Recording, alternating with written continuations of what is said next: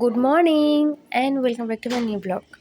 আমি চলে এসেছি আমার দিদির বাড়িতে। আর ঘুম থেকে উঠেছি ওই 11টা নাগাদ, যেরকম আমি বাড়িতে উঠি। আর ঘুম থেকে ওঠার পরেই আমি দেখতে পাচ্ছি যে আমার দিদি এইভাবে করে আমার ব্রাশে কোলগেট লাগিয়ে ড্রেসিং টেবিলের উপর রেখে দিয়েছে।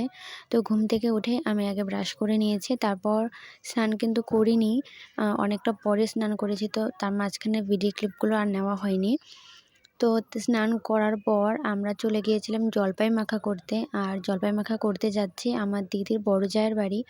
ওদের বাড়ির পেছনেই ওর বড় জায়ের বাড়ি। তো সেখানে আমরা যাচ্ছি জলপাই, লঙ্কা এগুলো নিয়ে। আর দেখো ওর বড় জায়ের বাড়িতেও কিন্তু ধনেপাতা, লাফা শাক এগুলো হয়েছে। আর আমার দিদির বাড়িতেও হয়েছে, সেগুলো আমি তোমাদের পরে দেখাবো। আর এই ধনেপাতা গাছগুলো থেকেই কিন্তু ধনেপাতা নিয়ে জলপাই মাখাটা করা হচ্ছে। চলো জলপাই মাখার পুরো রেসিপিটাই তোমাদের সাথে শেয়ার করি। তো এখানে জলপাইটাকে তো ভালো করে কেটে নিয়েছিলাম। আর জলপাইগুলো কিন্তু পাকা জলপাই ছিল, কাঁচা ছিল না, সেই জন্য আমাদের সেদ্ধ করতে হয়নি। তারপর এরকমভাবে লঙ্কাগুলোকে থেতলে নিয়েছি। থেতলে নেওয়ার পর ধনেপাতা তো দিয়ে দিয়েছিলাম, দেখেইছো। তারপর এখানে নুন দিয়ে দিয়েছি। আর আমরা কিন্তু অল্প চিনি দিয়েছিলাম, তো চিনি দেওয়ার ভিডিওটা স্কিপ হয়ে গেছে, সেজন্য আমি বলে দিলাম। আর তোমরা কীভাবে জলপাই মাখা করো সেটাও কিন্তু আমাকে কমেন্টে জানিও।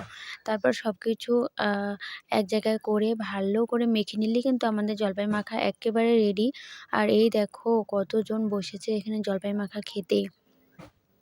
আর এরকম টক কিন্তু একা খেতে একেবারে ভালো লাগে না, যদি না অনেক লোক থাকে। আর এখানে অনেক লোক ছিল, তো সবাই মিলেই কিন্তু আমরা জলপাই মাখাটা খাচ্ছি। আর সবাই এইভাবে দেখো কাগজ পাতা এইসব নিয়ে এসেছে জলপাই মাখা নেওয়ার জন্য।